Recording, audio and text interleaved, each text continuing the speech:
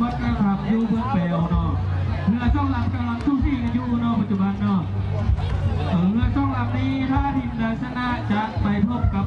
บ้านปักแบงเนาะออกมาแล้วเนาะผู้บริหารเนาะออกมาแล้วก็จะนี่เศรษฐกิจไซเบอร์เนาะหรือว่าเศรษฐกิจจัดนี่วัฒนธรรมไซเบอร์เนาะเรือช่องลำกำลังสู้ซี่กันอยู่เนาะทีมนี้ผู้ใดเชียร์แล้วจะตกรอบเข้ามากันผู้ชื่นตามตามไส้ใดเนาะ